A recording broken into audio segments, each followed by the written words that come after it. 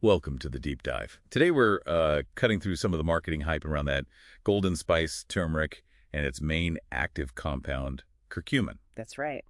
Our mission really is to figure out if it's supposedly been this miracle victorious over diseases for ages, why isn't just, sprinkling it on my dinner enough to get actual medical benefits? Yeah, it's a really critical question, and the history kind of gives us a clue. Turmeric's use in South Asia goes back thousands of years. We're talking ancient Ayurvedic texts, maybe 250 BC, Wow. and they called it Jayanti. But crucially, a lot of the traditional uses were localized. Things like making a paste for skin issues or inhaling the fumes if you were congested. Okay, so mostly external or maybe respiratory, not quite the systemic body-wide effects people talk about now for things like, say, arthritis. How do we even get it circulating? And that is the big problem. It's what we call the bioavailability hurdle. See, curcumin is fat soluble, which means you absolutely have to take it with fats or oils to get any decent absorption. But even then, the bigger issue is the body is just incredibly good at metabolizing it and, well, kicking it out really, really quickly. So your body basically treats it like an invader it wants to get rid of fast, which means a little sprinkle in food. It's just not going to cut it for therapeutic effects. Not even close. You really need to grasp this distinction.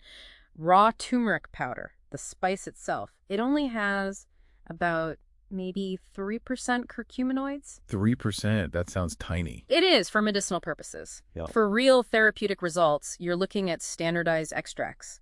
Doses typically ranging from 500 up to 2,000 milligrams per day.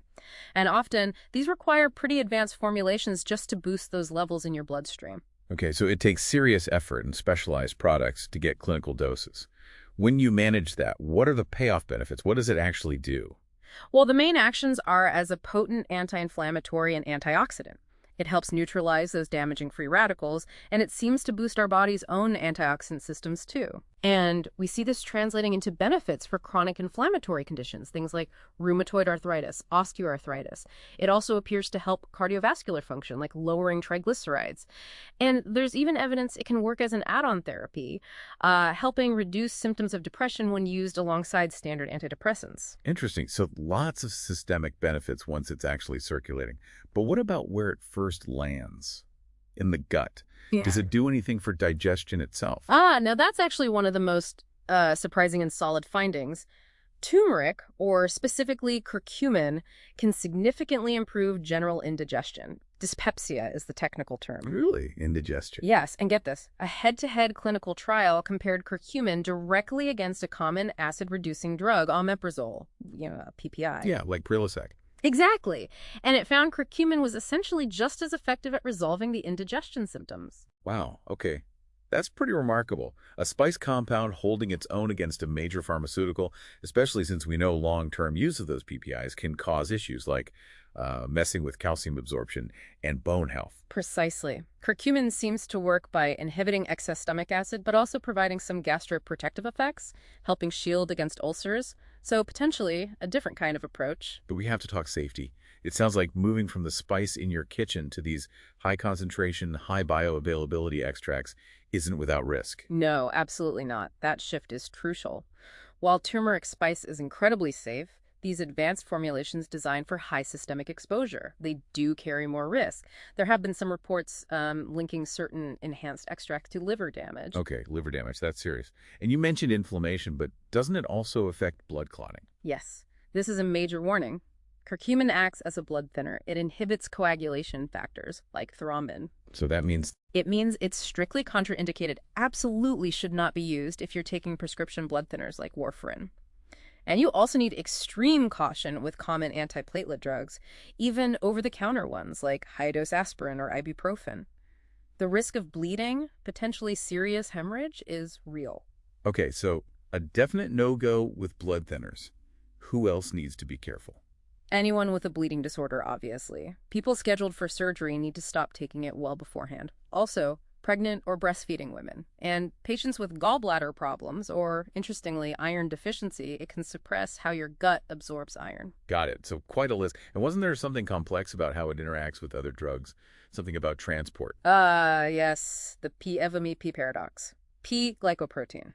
This system acts like a kind of bouncer in your cells, controlling which drugs get in or get kicked out. Curcumin interferes with this bouncer. Okay, a bouncer. How does curcumin mess with it? Here's the really tricky part. It does it in a very complex, dose-dependent, and sort of non-linear way. It's not straightforward.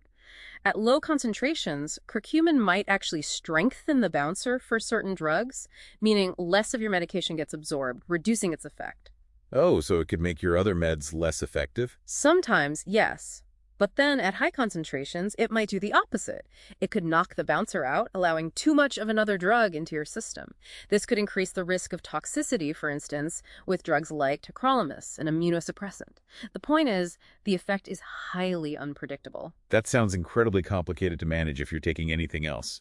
So the bottom line for you listening. The bottom line is, because of these significant and unpredictable risks, the blood thinning, the complex PGP interactions, if you are considering using concentrated curcumin supplements and you are taking any other medications at all, you absolutely must get clearance from your doctor or healthcare provider first.